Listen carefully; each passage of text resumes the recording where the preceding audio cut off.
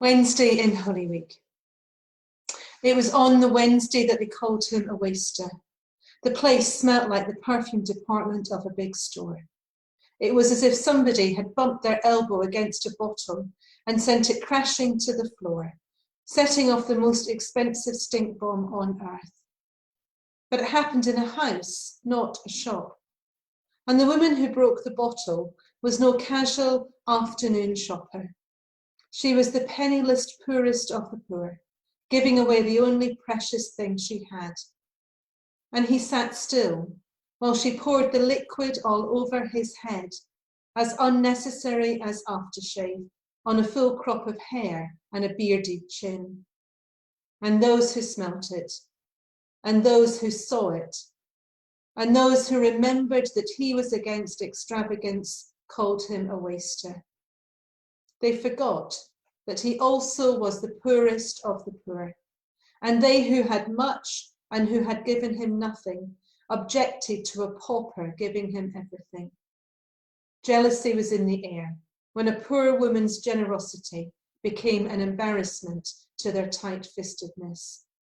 That was on the Wednesday when they called him a waster. You can imagine the shockwaves. Here was a woman anointing Jesus, breaking all the social rules.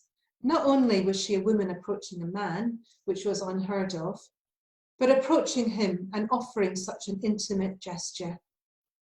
What a shock. You can hear the whispers around the room.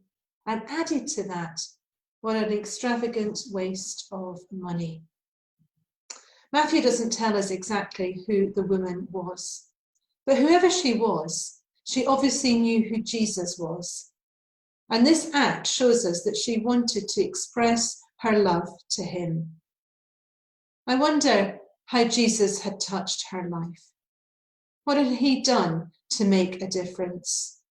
Perhaps he'd healed her, valued her for who she was, brought her from captivity into freedom, helped her from darkness into light. Her life had obviously been changed and transformed by Jesus, and this act was a response to that. What a beautiful thing to witness. And yet, that's not how it's perceived. So let's turn to the host, Simon. It tells us here that he was the leper, but I think it's safe to assume that he had been healed by Jesus, because a leper had to be at a distance from people. They certainly weren't hosting dinner parties. So here is a man whose life has also been transformed by Jesus. And yet he cannot understand the response and act of this woman. Maybe in his mind, his offer of hospitality, putting on a respectable dinner party, is the more appropriate response. It's certainly more in keeping with social norms. So I wonder how we respond in our lives to Jesus, in gratitude for all that he has done for us. Do we in fact stop and recognize and seek to find ways to acknowledge that?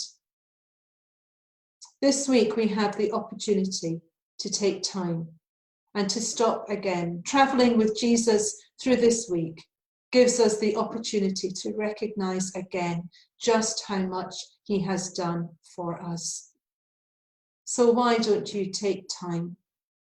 Take time to offer a response back to Jesus, a response that is appropriate for you, a response that feels right. But don't worry about the extravagance. Find a way that shows Jesus just how much you are grateful to him for all that he has done. Amen.